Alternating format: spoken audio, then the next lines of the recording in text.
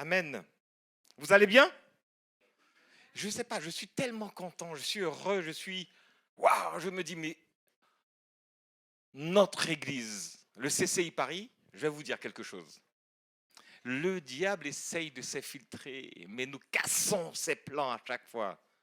À chaque fois qu'il veut essayer de s'infiltrer au sein du leadership de l'œuvre du Seigneur, il est cassé, on brise ses activités au nom de Jésus. Et c'est ça la maturité d'une église. Je bénis Dieu pour notre œuvre. Amen. Alléluia. Alors nous avons entamé un nouveau mois. J'allais dire pasteur Jesse, oui, excuse-moi, c'est prophétique. Nous avons entamé un nouveau mois et le fil directeur de notre message est centré sur sur Jésus. Mais non, sur Jésus, tout simplement. C'est pas nouveau, non? C'est pas étonnant. Alléluia. Mais en fait, c'est vrai. Jesse a dit, en fait, le thème de ce mois-ci, vous le connaissez déjà, c'est Jésus dans ma maison. Amen, on va prier. Seigneur, nous te remercions. Et nous voulons vraiment te dire combien nous te sommes reconnaissants de ce que tu fais. Seigneur, au milieu de nous. Nous ne sommes pas nombreux pour le moment, mais nous voyons, Seigneur, déjà les fauteuils se remplissent de personnes, Seigneur. Et Seigneur, tu me permets de voir, Seigneur, cet attroupement, Seigneur, qui recherche une place dans ton œuvre. Je te remercie, Saint-Esprit, de ce que tu manifestes ta bonté et de ce que tu fasses grandir ton œuvre. Seigneur, nous le verrons s'accomplir parce que c'est une promesse de ta part. Te remercions pour chaque personne, chaque disciple, chaque leader, chaque pasteur, Seigneur. Et je veux te bénir pour ce que tu vas faire dans les cœurs. Utilise, Seigneur, ma bouche, utilise-moi, Seigneur, afin que j'apporte le message que tu as placé sur mon cœur et selon le thème de ce mois-ci, dans le nom de Jésus. Amen. Amen. Alors, à l'époque de son ministère terrestre, Jésus allait de lieu en lieu et de... Amen. Comme c'est simple. Il n'y avait pas une seule maison dans laquelle Jésus est entré qui ne recevait pas la bénédiction de Dieu, une restauration de la famille et une transformation des cœurs. Amen. J'ai jamais vu dans la parole de Dieu où Jésus est entré dans une maison et il ne s'est rien passé. Est-ce que quelqu'un peut me dire si vous avez vu ça dans la parole de Dieu, où il est rentré, il est ressorti et les gens sont restés malades ou bien ils sont restés comme ils étaient quand il est rentré? Ça n'existe pas. Jésus apportait la guérison et redonnait la vie au corps meurtri et détruit par la maladie ou même quelquefois par la mort. On va prendre la parole de Dieu. Mais Jessie a déjà commencé à introduire. Bien, bien, merci Jessie. Luc 19, versets 1 à 9. Lorsqu'elle a commencé à intercéder, je dis, mais ah ouais, elle peut continuer, ça c'est la prédication. Jésus entra dans la ville de Jéricho et la traversa. Or, il y avait là un nommé Zachée. Il était chef des collecteurs d'impôts et riche. Il cherchait à voir qui était Jésus, mais il ne le pouvait pas à cause de la foule, car il était petit. Alors il courut en avant et grimpa sur un sycomore pour voir Jésus. Ah, je vous salue, monsieur et madame Achtoven, vous n'avez pas vu? Vous allez bien? Et je continue. Alors il courut en avant et grimpa sur un sycomore pour voir Jésus, qui devait passer par là. Lorsque Jésus fut parvenu à cet endroit, il leva les yeux et l'interpella. Zachée, dépêche-toi de descendre, car c'est chez toi que je dois aller loger aujourd'hui. Zachée se dépêcha de descendre et reçut Jésus avec joie. Quand les gens virent cela, il y eut un murmure d'indignation. Ils disaient, voilà qu'il s'en va loger chez ce pécheur. Mais Zachée se présenta devant le Seigneur et lui dit, Seigneur, je donne la moitié de mes biens aux pauvres. Et si j'ai pris trop d'argent à quelqu'un, je lui rends 4 fois plus. Jésus lui dit alors, aujourd'hui le salut est entré dans cette maison, parce que cet homme est, lui aussi est fils d'Abraham. Car le Fils de l'homme est venu chercher et sauver ce qui était perdu. Amen. Jusque-là, la parole de Dieu. Alors Zachée était un juif de la tribu de Nephtali. Je fais des recherches. Visiblement, c'était un fils de la tribu de Nephtali. Il collaborait avec les Romains pour collecter les impôts de ses compatriotes juifs. Et il le faisait avec tellement de zèle qu'il multipliait par 3 ou 4 ses gains. Et de ce fait, il devait être très riche. Il en prenait un peu à chaque fois. Il le faisait pour les Romains, mais il s'enrichissait de la même façon. Il s'était entouré de quoi? D'une équipe de disciples. Zachée s'est entouré d'une équipe de disciples qui étaient chargés de collecter l'argent avec lui. Pas pour prêcher la parole, hein, pour collecter l'argent. Zachée était riche, oui, mais il n'avait pas la paix. Il n'avait pas la paix. Lorsque vous faites quelque chose de mal, sauf si vous avez tué votre conscience totalement, vous n'êtes pas tranquille. Vous n'avez pas la paix. Et Zachée n'avait pas la paix. Il était tourmenté par toutes ces fraudes, par ces vols, par ces mensonges. Il avait du mal à obtenir un véritable sommeil, un sommeil réparateur. Ne vous endormez pas, mes frères et sœurs. Vous êtes réveillés? Amen. Lui, il avait mal à avoir un sommeil, un vrai sommeil, un sommeil reposant. Et cet homme avait entendu les bruits et des témoignages concernant Jésus. Et il ne connaissait pas Jésus, il n'avait jamais vu Jésus. Il dit, qui est cet homme? Et il savait également, il a entendu dire que Jésus allait traverser la ville de Jéricho. Il allait traverser cette ville. Et lorsqu'il a entendu des bruits de foule, il y a une énorme foule qui arrivait, qui entourait Jésus, mais il ne voyait pas Jésus. Il s'est dit, mais comment je vais faire pour le voir? Il y a trop de monde. Il était difficile pour lui de s'approcher de Jésus, il ne pouvait pas, ce n'était pas possible.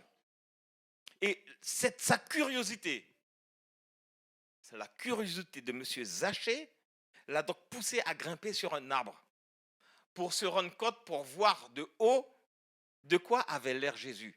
Est-ce qu'il était un roi? Est-ce qu'il avait une couronne? Est-ce qu'il était sur un char? Il ne voyait pas tout ça. Et puis, de cet arbre, il voit un homme simple, s'avancer entouré d'une foule. Et avant même qu'il réalise ce qui lui arrive, Jésus l'interpelle devant la foule et lui dit, Zachée, dépêche-toi de descendre, car c'est chez toi que je dois loger. Hein? Mais comment il me connaît? Je ne l'ai jamais vu. Je ne l'ai jamais vu. Et il parle de moi, il connaît mon nom. Cet homme qui le regarde du haut de son sycomore, comment pouvait-il le connaître?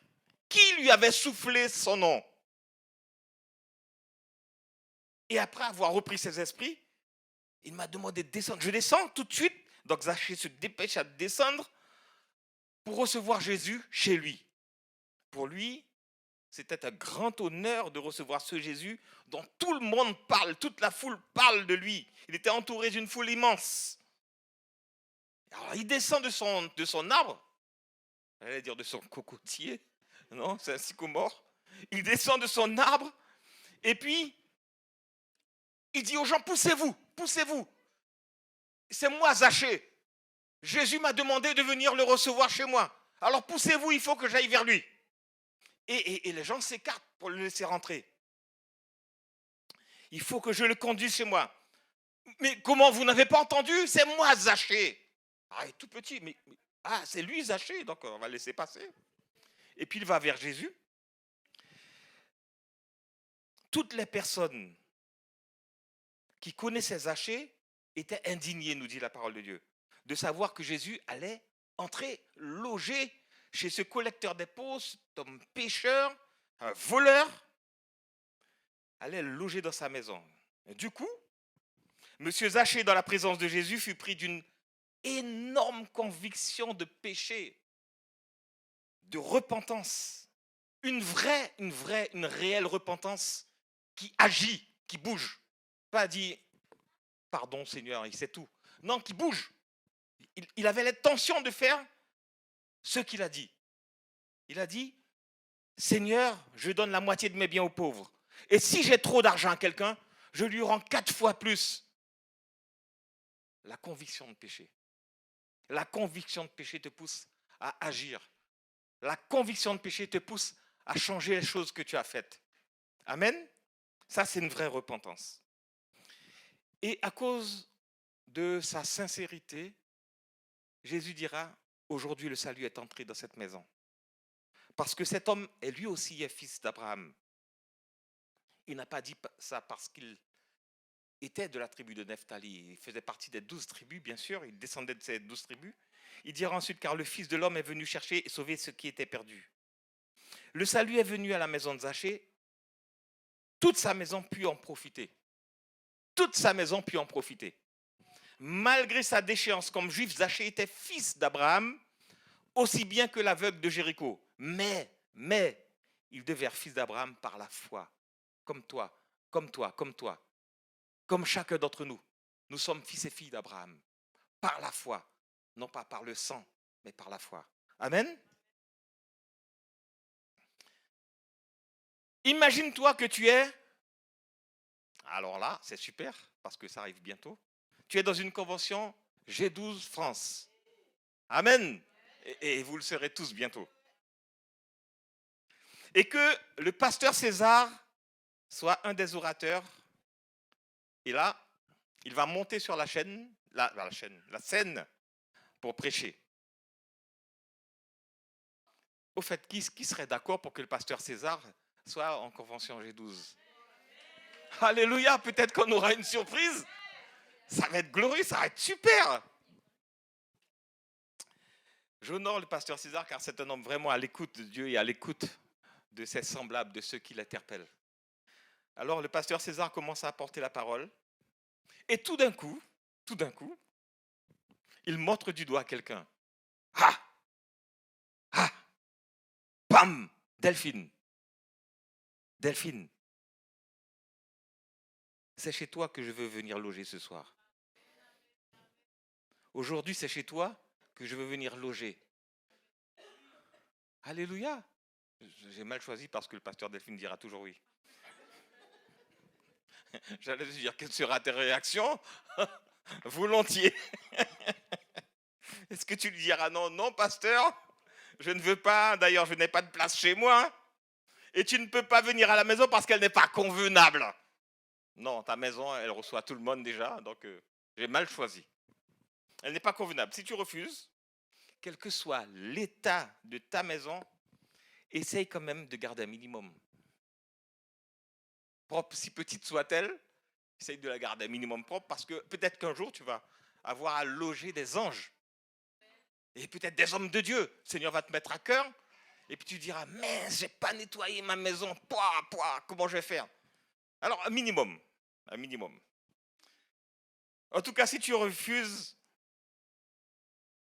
de recevoir un tel homme de Dieu chez toi, tu as raté une puissante bénédiction pour ta vie et celle de ta famille. Amen. Dis-toi bien que si quelque chose comme cela arrive, c'est que le Seigneur veut te parler. Waouh! Le Seigneur veut te parler. Un homme de Dieu comme le pasteur César qui a plus de 250 000 cellules, c'est énorme. Il veut aller loger chez toi. Waouh, il y a plein d'hôtels, 5 étoiles. Pourquoi c'est chez toi? C'est que Dieu veut te parler. Tu ne dois pas refuser. Même si tu as un F1, T1, une seule pièce. Pasteur, je t'accueille volontiers chez moi. Volontiers. À l'époque où je résidais en Guyane, nous avions régulièrement des réunions de prière à la maison avec le pasteur Dominique, qui était là.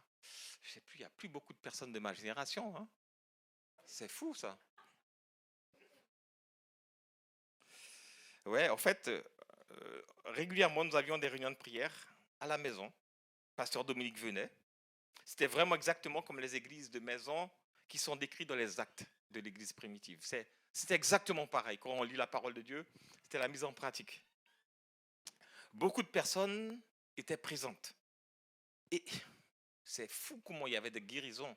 Elles obtenaient la guérison et des nouvelles personnes invitées obtenaient également le salut par des repentances sincères. Il y avait des choses miraculeuses qui se passaient. C'était toujours une joie pour moi de préparer des chaises, de préparer les boissons, et puis de quoi grignoter à la maison, parce qu'après le culte de maison, je dirais, il y avait un petit lunch, c'était bien de partager, et puis tout le monde aimait ça parce que, alors je ne sais pas s'ils aimaient ça parce qu'il y avait quelque chose après la réunion, il y avait, voilà, des choses, c'était bien quoi. Mais des personnes venaient parce qu'elles recevaient quelque chose d'extraordinaire. Elles recevaient la paix, la joie, l'amour du Seigneur était palpable.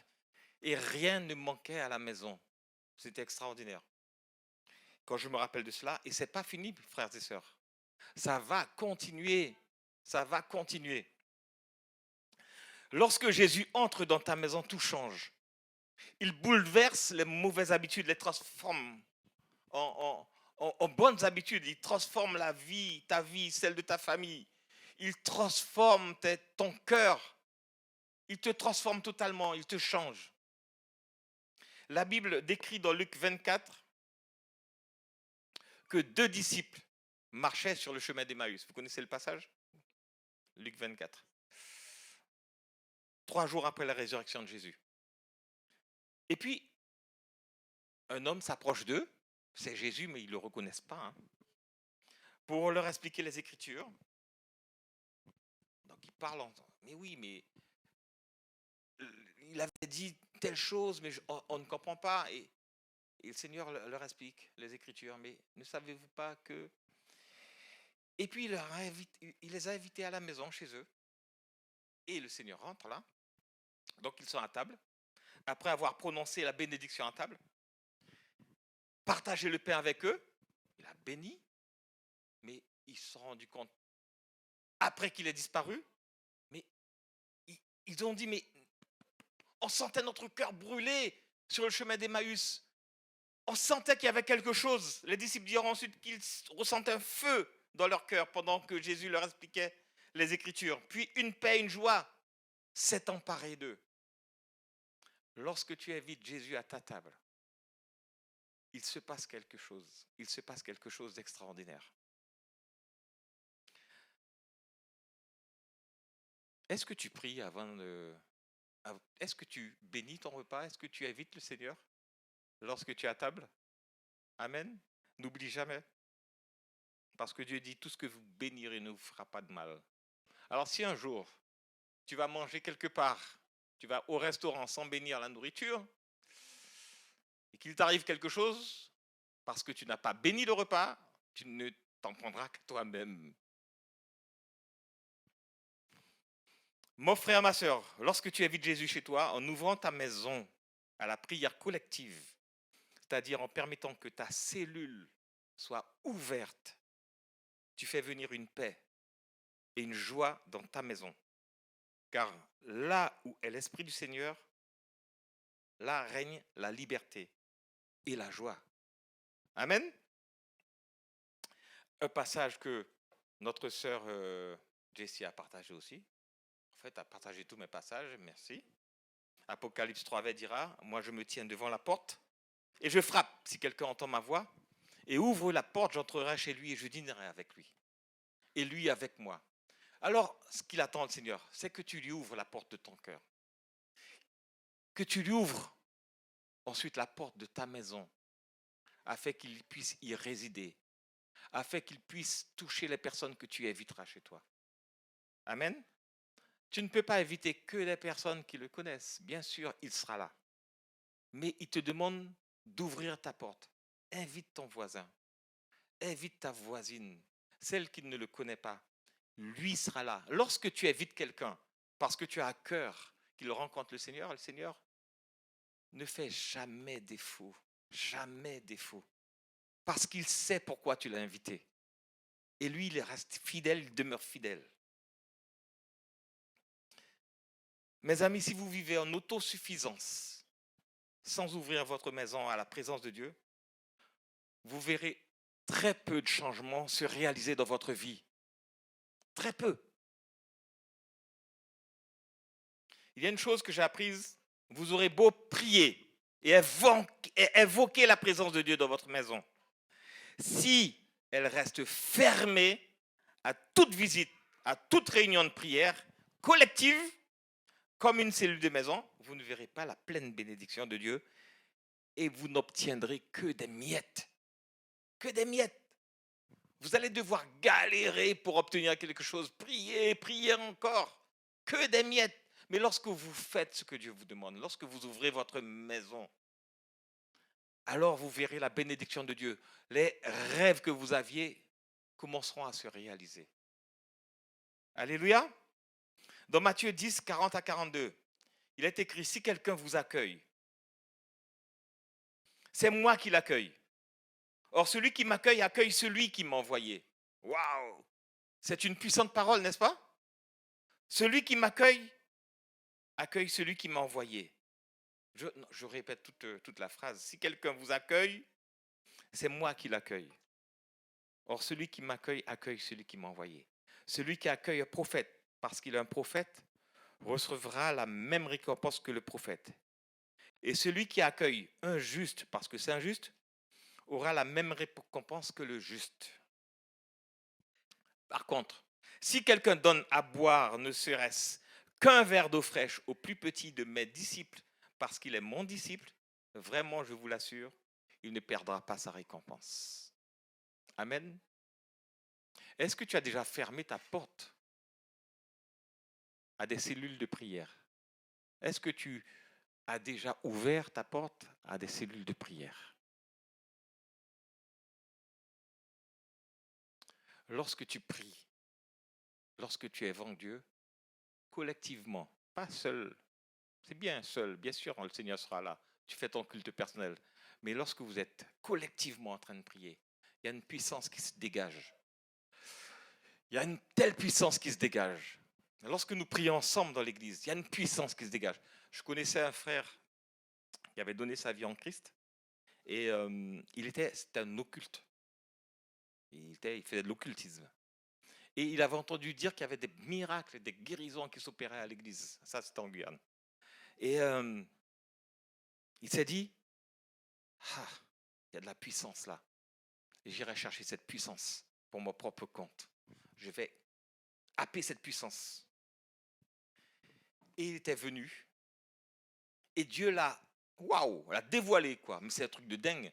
Dieu l'a montré du doigt. Tu es venu, prends garde à toi. Et Dieu l'a vraiment touché. Il s'est agenouillé.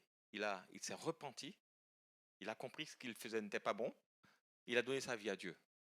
Un homme qui faisait de l'occultisme, c'est extraordinaire. Et ensuite, on discutait ensemble. Il me disait qu'il faisait des voyages astraux. En fait, il sortait de son corps. Il allait visiter des maisons. Il faisait des choses comme ça.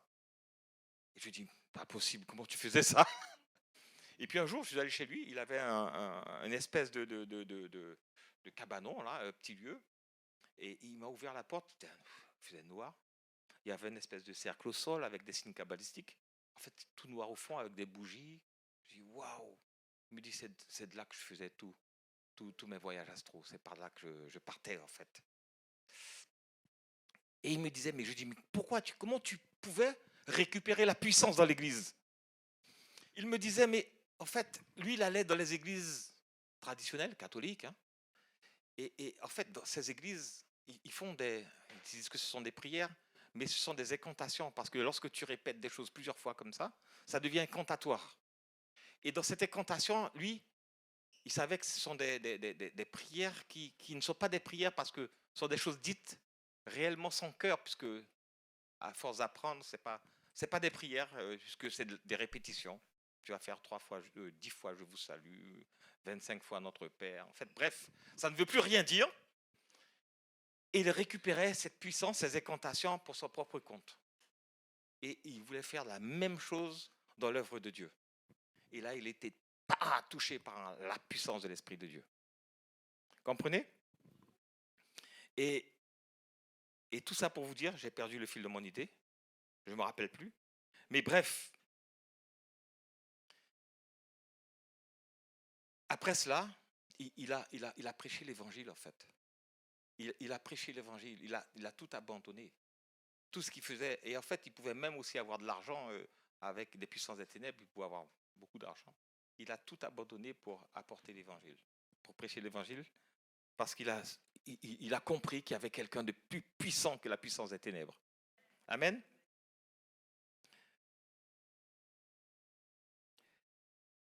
Je peux vous affirmer que le seul fait d'ouvrir votre maison pour recevoir la présence de Dieu, en laissant entrer des disciples ou des personnes que Dieu a placées sur votre chemin, permet à votre maison spirituelle, vous savez que vous êtes aussi la maison de Dieu, à votre maison spirituelle qui est votre âme, d'être bâtie sur le roc et non sur le sable, afin qu'elle résiste à toutes sortes de tempêtes, toutes sortes de circonstances, toutes sortes de problèmes. Aujourd'hui, je vois, en fait, c'est extraordinaire parce que je vois une certaine maturité dans l'Église. Chose que je ne voyais plus avant parce que là, c'était compliqué. Aujourd'hui, la maturité, je vois qu'on est passé sur un autre niveau. Et je bénis le Seigneur. Et nous résistons à toutes sortes de tempêtes. Amen. Qu'est-ce qui peut dire Amen? Nous résistons à toutes sortes de tempêtes. Alléluia. Nous ne laissons pas la puissance des ténèbres entrer dans nos vies, dans notre église, dans notre cœur. Alléluia.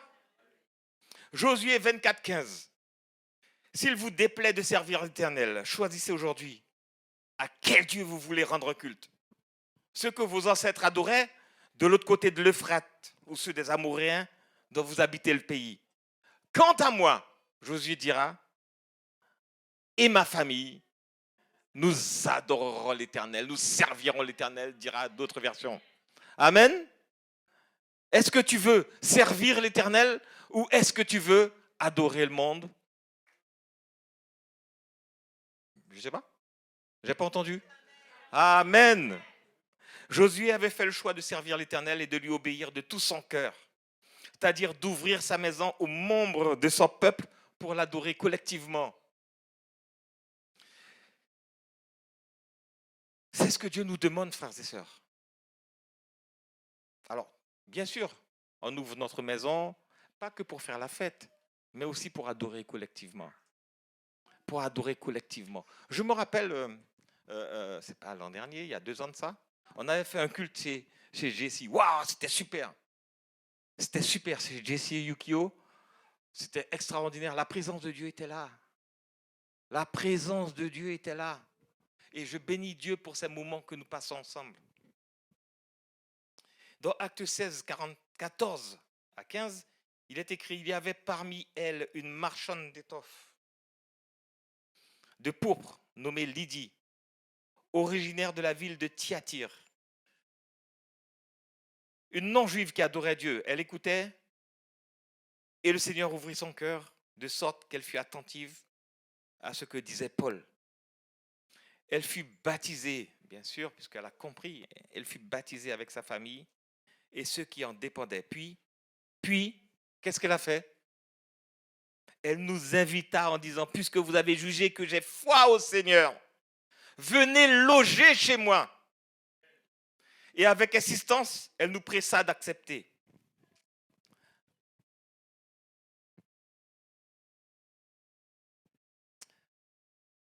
Il m'est arrivé de loger. J'avais des personnes. Alors, vous connaissez mon histoire, hein, mon témoignage avec mon frère qui était aussi dans des mauvaises conditions. Hein. Et puis, il était libéré. Et il m'est arrivé de le loger. Mon frère était dans la drogue. Il a été libéré complètement. Aujourd'hui, waouh, c'est mon unique et seul frère. Et je l'aime. Quand on se voit, on se serre dans les bras et il annonce l'évangile, il parle de Dieu partout. Il raconte ce que Dieu a fait pour lui. Et quand j'ai vu ce que Dieu a fait pour lui, il m'est arrivé d'aller loger chez moi, d'être drogué, frères et sœurs. Mais j'avais un tel feu et je ne me rendais pas compte de ce que je faisais parce que je voulais que tout cela puisse rencontrer le Seigneur. Je les ai logés et Dieu a permis parce que les enfants étaient toutes petites. Il aurait pu se passer n'importe quoi. Et non, Dieu a permis. Je les ai consolidés à la maison. Lorsqu'ils voulaient retourner prendre leur drogue, je disais non, on va prier. Et ils restaient là. Mais c'était fou ce qui s'est passé. Et Dieu les a transformés, changés. Ils ont retrouvé une pleine liberté. Et à chaque fois que je retourne en Guyane, il y en a un qui a monté son garage, sa carrosserie automobile, remplie de voitures, quoi. C'est un très bon carrossier, c'est extraordinaire ce qu'il a fait. Il a des clients, mais à ne pas savoir, à chaque fois qu'il me voit, il me serre dans ses bras. Et il se souvient. Il se souvient. Et un autre, ben oui, un autre, c'est mon beau-frère, il est devenu mon beau-frère. C'est Guy que vous connaissez. C'est pareil, je l'ai logé à la maison, il est resté à la maison et à chaque fois qu'on se voit, c'est toujours un plaisir de se revoir. Dieu a fait des choses miraculeuses parce que j'ai osé ouvrir ma maison. J'ai osé ouvrir ma maison. Mais j'ai fait mieux, je les ai logés, waouh!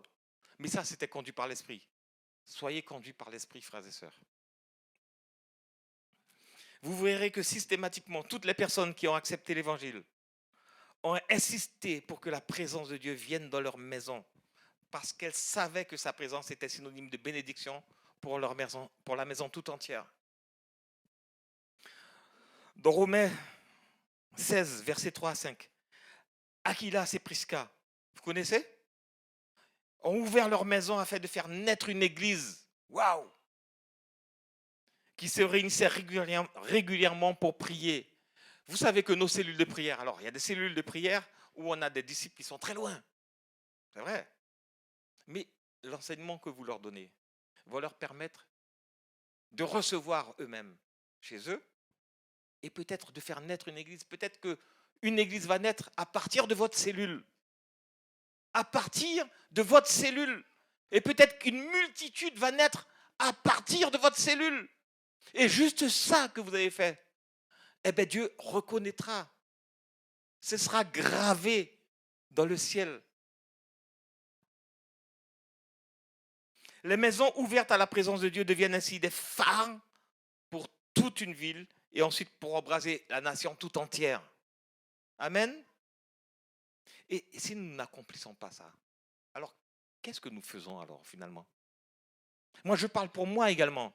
Parce que, bon, mais mes gars me connaissent, c'est pas tout le temps que j'ai la possibilité de faire de manière hebdomadaire la cellule. Des fois je suis prêt en réunion, mais il faut que ça change, il faut que les réunions, je les fasse un autre jour que le jour de ma cellule, au travail. Donc il faut que ça change. Mais ouvrez une cellule, frères et sœurs. Et je pousse, je vais pousser aussi également tous ceux qui viennent à la maison ou qui sont en cellule avec moi, d'ouvrir vos cellules. Marco, il faut ouvrir une cellule. Frédéric, il faut que tu ouvres ta cellule. Il faut ouvrir votre cellule. Eric, tu dois ouvrir ta cellule également. Je sais que tu parles de Dieu, mais tu peux inviter du monde chez toi. Dave, c'est pareil. C'est pareil. Il faut que le Seigneur travaille ton cœur. Ouvrir une cellule. Amen. Dans Acte 2, versets 46 à 47, il est écrit: tous les jours de commun accord, ils se retrouvaient dans la cour du temple, ils rompaient le pain dans les maisons et prenaient leur repas dans la joie avec simplicité de cœur. Ils louaient Dieu et le peuple tout entier leur était favorable. Ils louaient Dieu ensemble.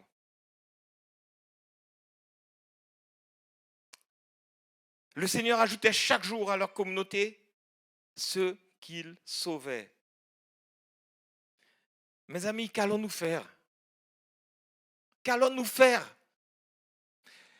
Ces hommes et ces femmes qui ont entendu la prédication de Pierre, lorsqu'ils ont entendu la prédication de Pierre, ils ont dit: mais qu'allons-nous faire, frère? Qu'allons-nous faire? Il leur a commandé: commencez à vous faire baptiser. Et ensuite, faites ce que le Seigneur vous demande. Est-ce que nous prenons la décision d'ouvrir notre porte pour accueillir ce que le Seigneur appelait en grand nombre? Oui ou non?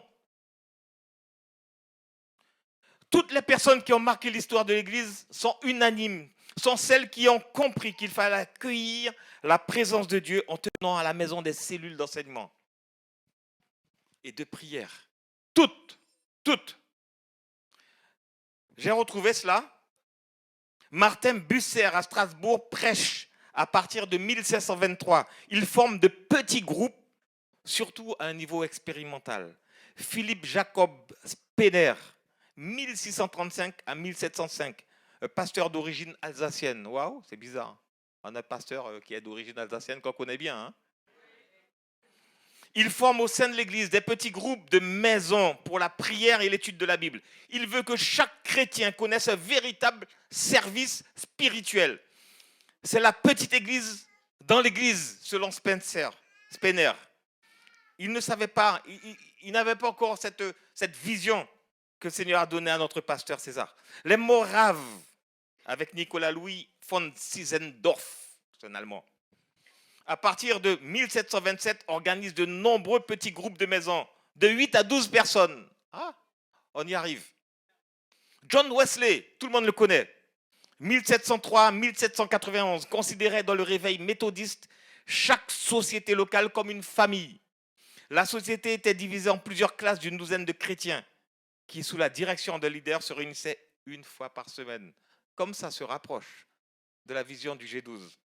George Whitefield, né en 1739, affirmait « Mon frère, partageons librement ce que Dieu a fait pour nos âmes. Dès lors, vous participez volontiers à l'organisation hebdomadaire de petits groupes. » Alors là, c'était 4 ou 5 personnes. Partageons ce qui vit dans leur cœur. Prions pour les autres, se consolant les uns les autres. Pour un fidèle, c'est une grande bénédiction. Amen. En Amérique du Sud, David Watson, à notre époque, l'extraordinaire croissance de l'Église en Amérique du Sud est due en partie à 2 facteurs principaux. Tout d'abord à la puissance et à la plénitude du Saint-Esprit, ensuite au développement de la structure des cellules, qu'ils se multiplient sans cesse par milliers. Et puis, un que vous connaissez bien, c'est le pasteur David Yangisho à Séoul.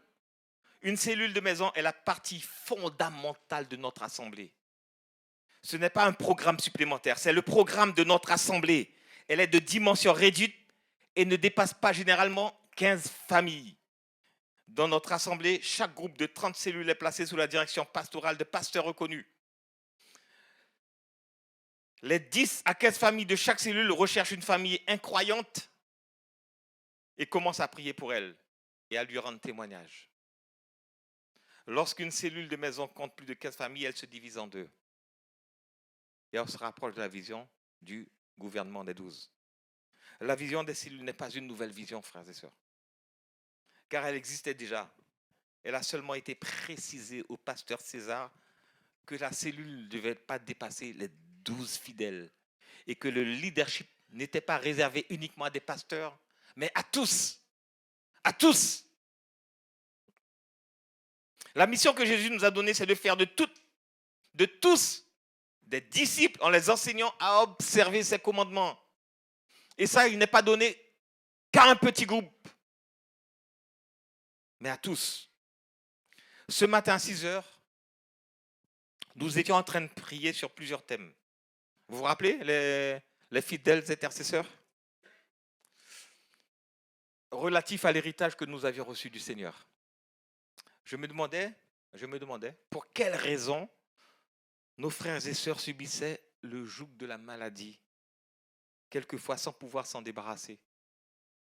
Vous vous êtes jamais posé cette question? Pour quelles raisons on subit ce joug et sans pouvoir s'en débarrasser? Alors que l'héritage que nous avons reçu du Seigneur, c'est que dans ces meurtrissures, nous avons été... c'est simple pourtant. C'est simple. Le Seigneur ne nous a pas dit que nous ne serions jamais malades. Il n'a jamais dit ça.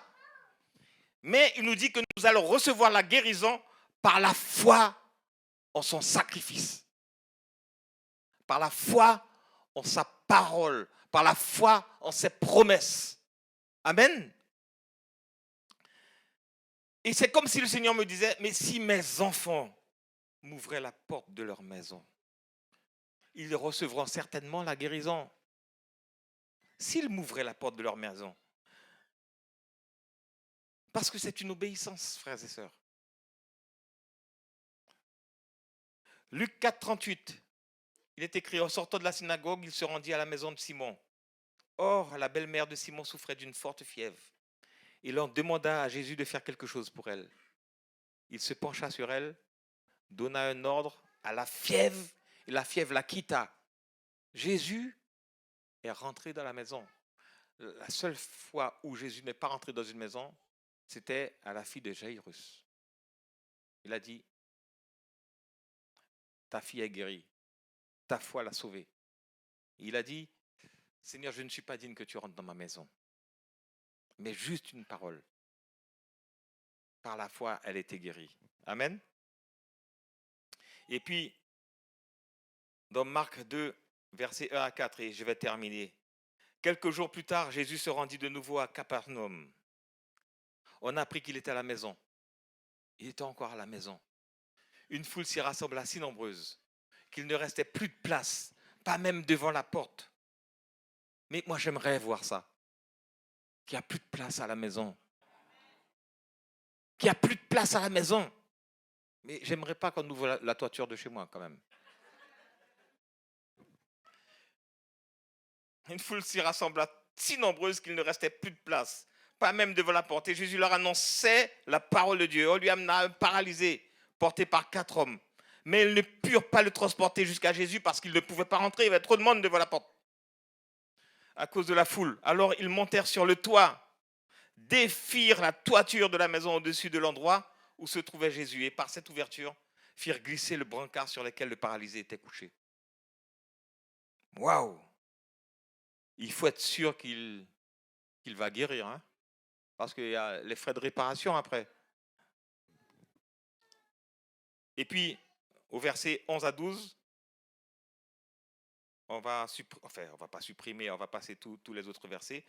Jésus déclara au paralysé, je te l'ordonne, lève-toi, prends ton brancard et rentre chez toi. Aussitôt cet homme se leva, prit son brancard et sortit devant tout le monde. Amen. Et moi, mon cœur brûle de voir des personnes venir à la maison malades ou bien en boitant et en courant en partant. Alléluia. Pas toi, pas toi. Ah, Jésus. Je ne veux pas dire que vous ne pourrez pas recevoir la guérison en dehors d'une maison. Ce n'est pas vrai. Mais ce que je veux vous dire, c'est que lorsque vous ouvrez la porte de votre maison, vous participez à la croissance du royaume de Dieu. Et à cause de cette action, vous activez votre foi à l'obtention de la guérison. Alléluia. Est-ce que vous comprenez? Vous activez votre foi parce que vous avez ouvert votre porte, parce que vous avez compris. Vous avez compris que la croissance du royaume de Dieu, c'est en ouvrant la porte de votre maison. C'est en ouvrant une cellule. En ouvrant une cellule, vous allez voir des choses se manifester chez vous. Et peut-être même des guérisons se produire dans votre vie. Alléluia. On va prier, on va prier.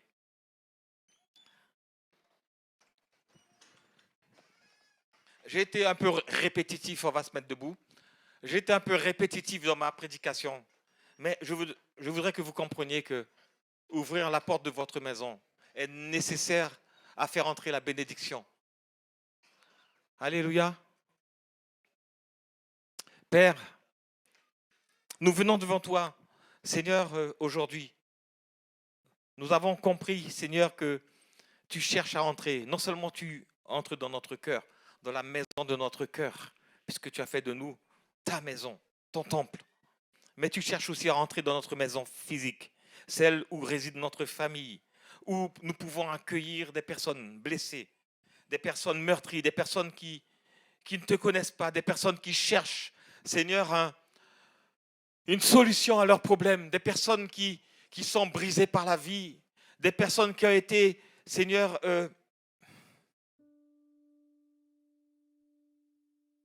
meurtries tout simplement, le cœur brisé, qui cherchent à recevoir de ta part. Des personnes que nous éviterons peut-être à la maison, qui diront, ben, si tu existes, alors montre-moi, Seigneur. Comme beaucoup l'ont fait, comme moi-même je l'ai fait, si tu existes, Seigneur, alors révèle-toi à moi. Montre-moi, Seigneur. Oui, mon Dieu, je te suis reconnaissant de ce que tu as ouvert nos yeux. Mais Seigneur, nous désirons faire un pas de plus. Donne-nous, Seigneur, cette passion pour ton royaume. Cette passion pour inviter, Seigneur, des personnes chez nous, des personnes qui ne te connaissent pas, d'ouvrir notre cellule, mais au-delà de l'ouverture de notre cellule, d'inviter nos voisins,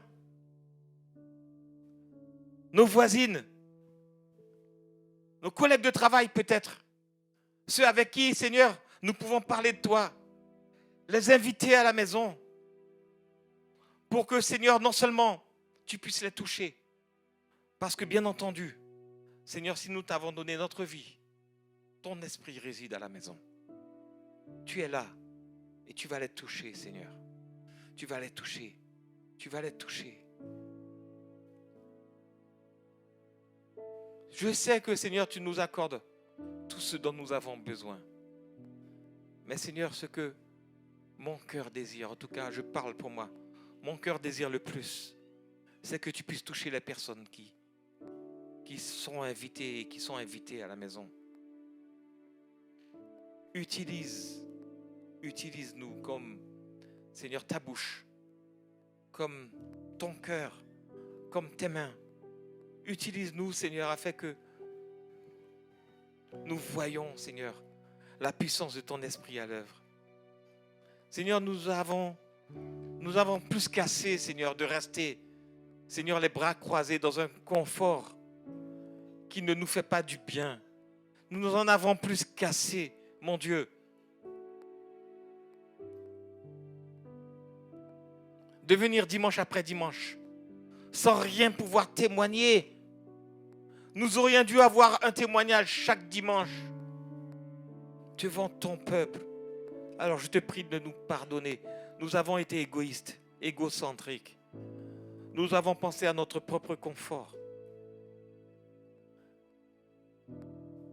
Mais je te prie pour moi, Seigneur. Permets que je m'organise afin que je puisse inviter, Seigneur, des personnes qui n'ont peut-être jamais entendu parler de toi, qui n'ont peut-être jamais compris que tu étais vivant et que tu avais payé le prix pour chacun d'entre eux. Seigneur, je te prie, mon Dieu, dès aujourd'hui, je te prie pour que tu puisses ouvrir les yeux spirituels de chaque personne qui franchira le seuil de ma maison, de chaque personne, Seigneur, qui viendra dans ma maison, afin qu'il soit touché par ton amour, par ta présence et ta compassion, Seigneur, afin que tu accomplisses des guérisons, des prodiges, des miracles. Tu es le Dieu du miracle, Seigneur. Et lorsque nous te prions, lorsque nous évoquons ton nom, tu réponds à nos prières. Béni sois-tu, notre Dieu, Dieu d'Israël, éternel notre Dieu. Seigneur Jésus, merci pour ta faveur à l'égard de ton peuple.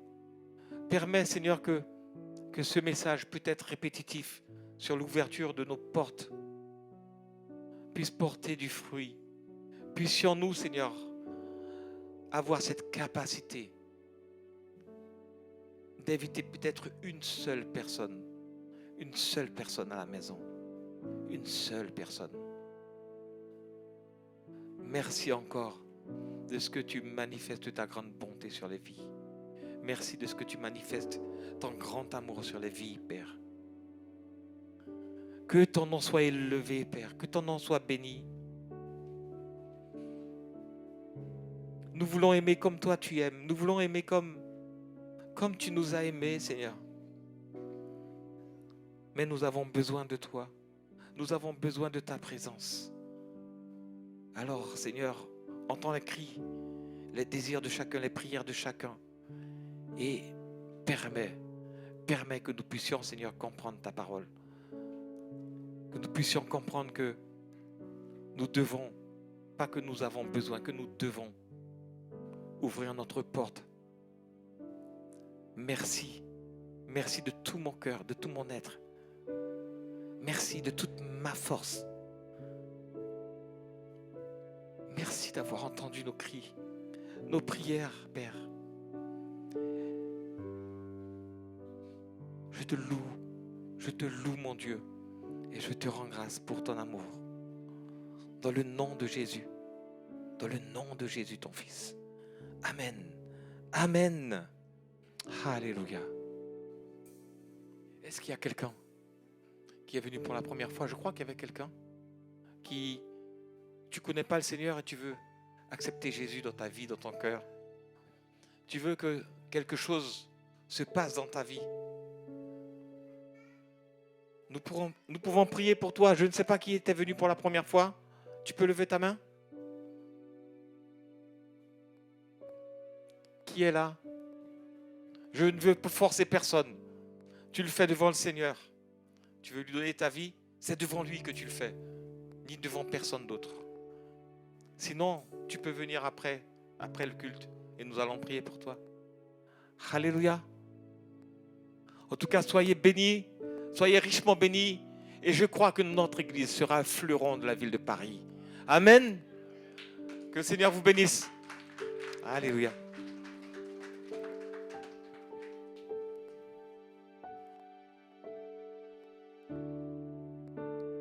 J'élève ma voix dans l'adversité. J'ai confiance en toi, Seigneur. Ni par ma force, ni par ma puissance, mais par ton esprit, Seigneur. Est-ce que tu peux l'entendre?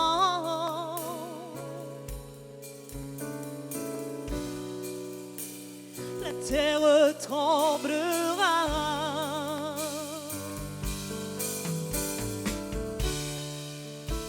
Les portes s'ouvriront.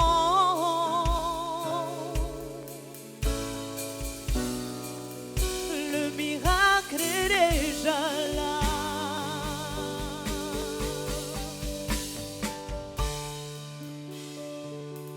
Pendant que nous chantons, toutes les chaînes se briseront.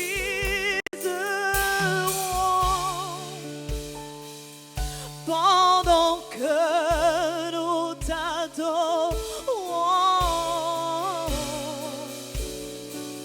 les murailles tomberont.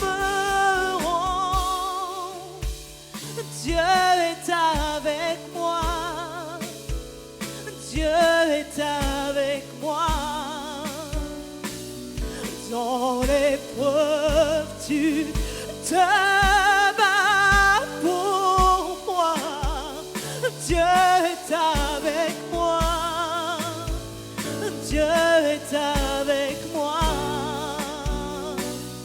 Tu es celui qui me relève.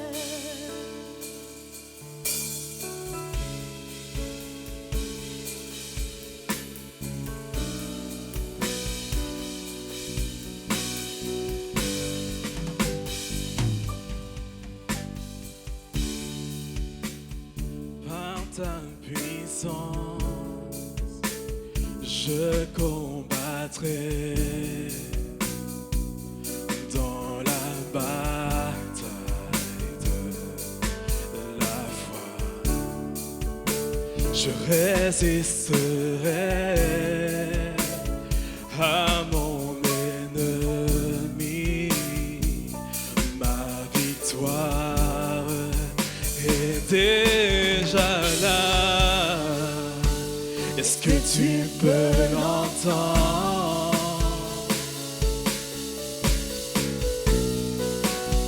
La terre tremblera.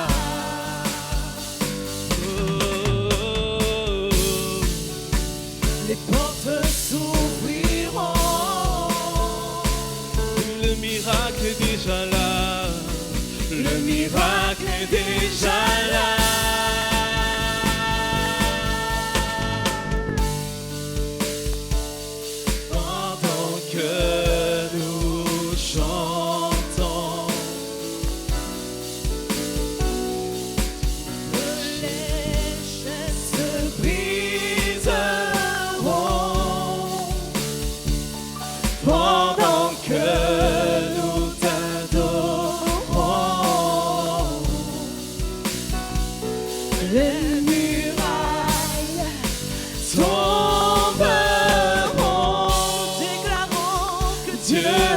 avec moi. Dieu est avec moi. Dieu est avec moi. Et nous le croyons ce matin. Dans l'épreuve, tu te bats pour Parce que moi. tu es dans nos maisons ce Dieu matin. est avec moi. Dieu est avec moi. Tu es celui qui me relève. Alléluia. Je voudrais, pendant qu'on a encore 5 minutes, prier pour ceux qui ont encore du mal à ouvrir leur maison, leur porte. Je sais que c'est pas toujours simple. Il y a toujours une crainte, une peur d'éviter quelqu'un chez soi. Mais si tu veux vraiment obéir au Seigneur, avance-toi, avance. On va prier pour toi. N'aie pas peur. Ceux qui n'arrivent pas à ouvrir encore une cellule de maison, ou bien leur porte tout simplement, pour inviter quelqu'un, c'est pas difficile. Venez, je vais prier pour vous. Le Seigneur va vous donner la capacité. La capacité. N'ayez pas peur. La présence de Dieu est là. La présence de Dieu est là. L'Esprit de Dieu est là. Approchez-vous. Dieu nous donne la capacité. Ce qu'il m'a donné la capacité de faire, il peut vous la donner. Vous vous en rendrez même pas compte, tellement le feu va brûler dans votre cœur. Il n'y a personne d'autre. Tout le monde peut ouvrir ses portes. Tout le monde peut ouvrir sa maison sans problème. Approchez-vous. Alléluia. Merci Saint-Esprit. Merci pour ton amour. Merci Saint-Seigneur Jésus. Je te loue, Père. Venez, venez. Approchez-vous par là. Alléluia. Seigneur va seulement vous donner non seulement la capacité, mais il va vous donner aussi les moyens, même les moyens financiers pour que vous permettre d'ouvrir votre maison. Vous pourrez accueillir du monde. Alléluia. Alléluia, Seigneur.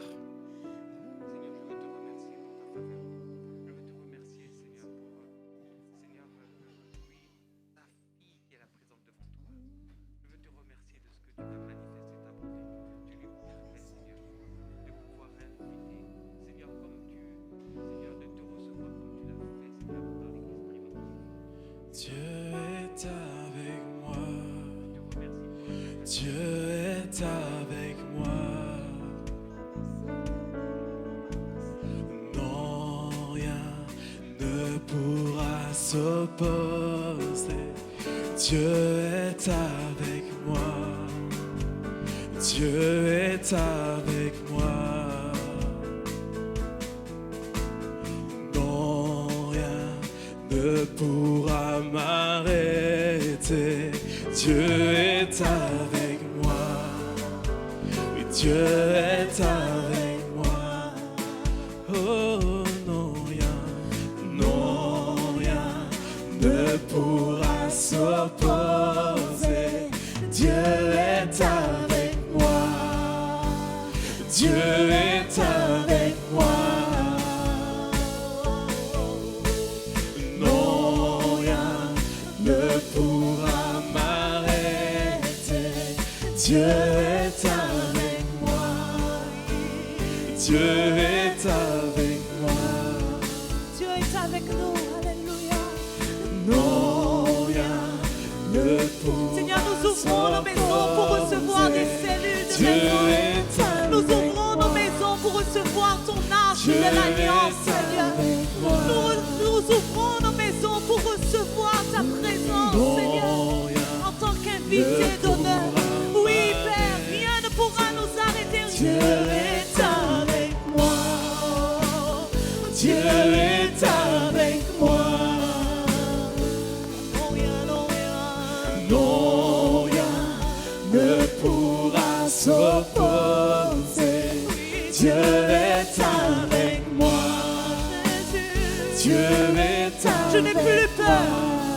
Je n'ai plus honte. Je ne me sens plus faible. Non, rien Parce que tu me donnes la capacité, Seigneur, de parler de toi, Seigneur. Dieu est avec moi. Hey. Dieu est avec moi. Alors je fais ce pas de foi, Seigneur.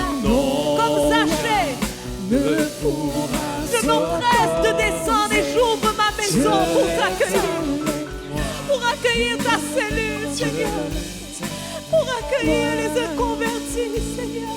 Il y a trop de gens qui parlent, Seigneur, ne pourra m'arrêter. Dieu est avec moi. Dieu est avec moi. Dieu est avec moi.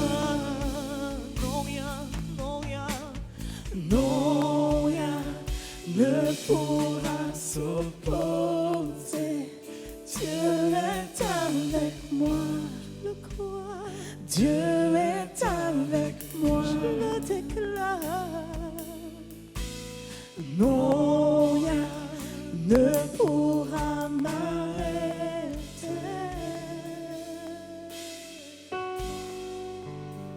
Est-ce que tu peux l'entendre?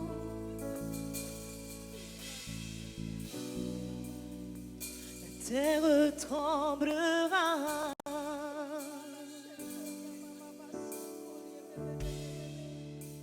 Les portes s'ouvriront.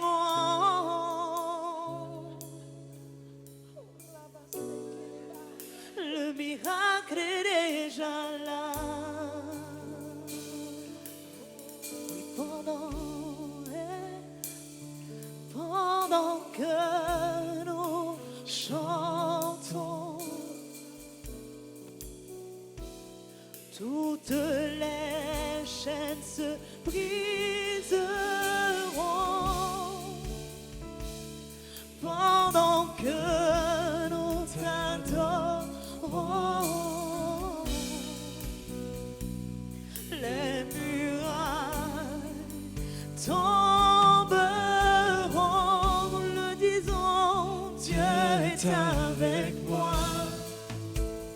Dieu est avec moi. Dans l'épreuve du combat, Dans l'épreuve, tu te bats pour moi. Jésus, Dieu est avec moi. Dieu est avec moi. Tu es celui qui me relève. Dieu est avec moi. Dieu est avec moi. Dieu est avec moi. Dans l'épreuve, tu te bats pour moi. Dieu est avec moi. Dieu est avec moi. Tu es celui qui me relève.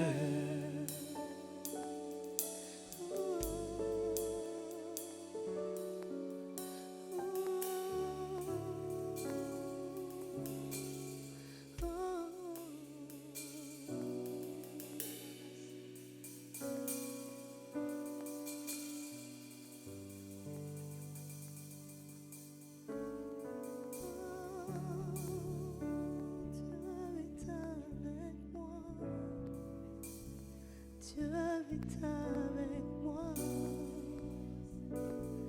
Dans l'épreuve, tu te bats pour moi. Dieu est avec moi. Dieu est avec moi. Tu es celui qui me relève. Dieu est avec moi. Je le déclare. Dieu est avec moi. Dans l'épreuve, tu te bats pour moi. Dieu est avec moi. Dieu est avec moi. Tu es celui qui me... Dieu est avec moi. Dieu est avec moi. Dieu est avec moi. Dieu est avec moi. L'épreuve, dans l'épreuve, Dans l'épreuve, tu te bats pour Dieu moi. est avec moi. Dieu est avec moi. Dieu l'a toujours été. Dieu est avec Tu moi. le seras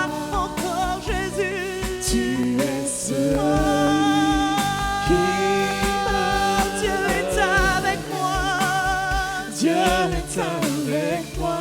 Je ne craindrai rien. Dieu est avec moi. Je ne craindrai rien.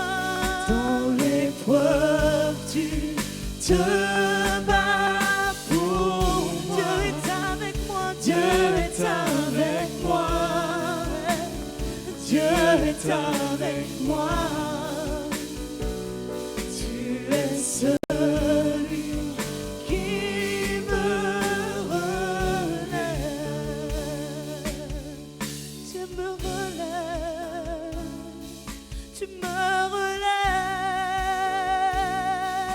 Oh, oh, oh. Tu me relèves. Tu me relèves. Tu me relèves. Oh, oh, oh. Tu nous relèves. Tu nous relèves.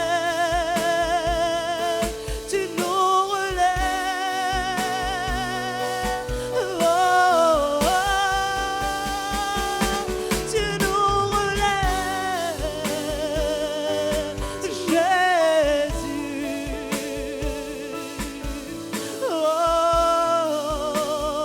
Oh, Jésus. Dieu est avec moi. Dieu est avec moi. Non, rien ne pourra m'arrêter. Dieu est avec moi. Dieu est avec moi. Non, rien ne pourra s'opposer.